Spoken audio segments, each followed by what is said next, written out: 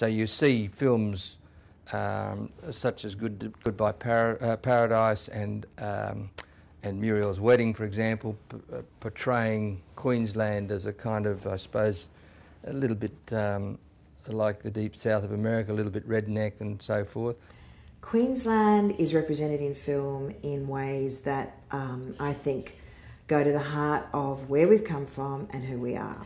Queensland, as it's represented, we are a great location to attract people from overseas, but our actual identity in that is often lost. So there'll be rainforests, but it might be meant to be somewhere else.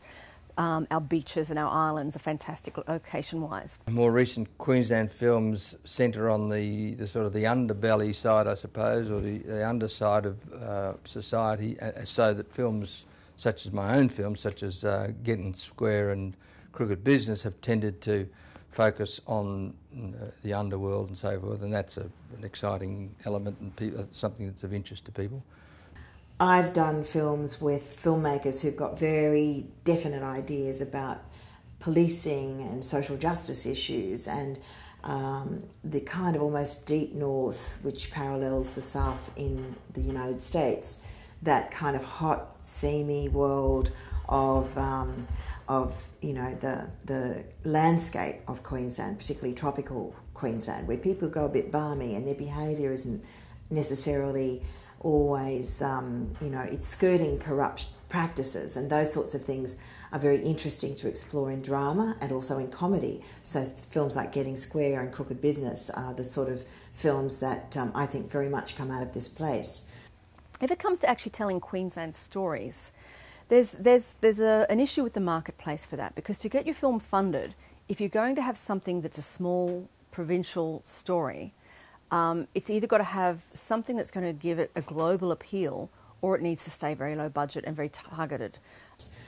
Subdivision, which is a film we've recently finished and is still rolling out in cinemas around Australia, that film explores the kind of idea that the blue-collar world or the tradie world of, say, coastal Queensland has got a very specific way of operating in terms of the global financial crisis and building houses and what it means to want to own your own house, and how dreadful that can be when that idea is ripped away, and whether we should be even caring about our natural environment being, covered in houses. I mean, they're sorts of things that Queenslanders know are on the front pages of our newspapers every day. We're exploring those ideas in film. For us making films, we need to attract the whole international audience, and therefore it's very difficult to tell Queensland stories.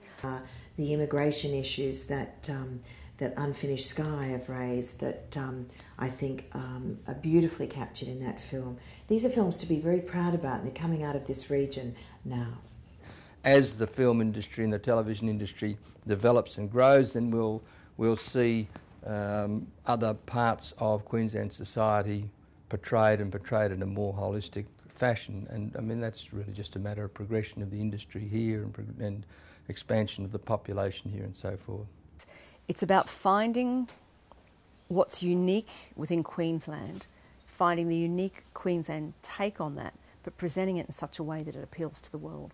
We're very well set to progress with our industry, and I feel very confident that Queensland stories will be told. I think they should be told. I think, like any community, they must be told. And I think film and the creative industries and the digital arena, they're ways that we can engage directly with the world as clever people, which I think that, we've got to tell people we are. It can be obvious in the stuff we put on screens.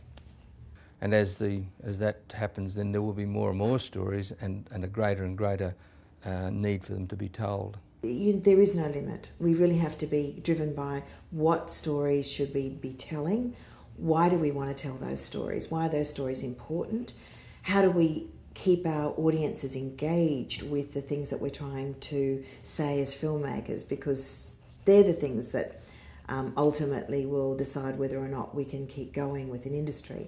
Well, you've got to be passionate about what you're doing. I think if you are passionate, then the success will follow and the money will follow.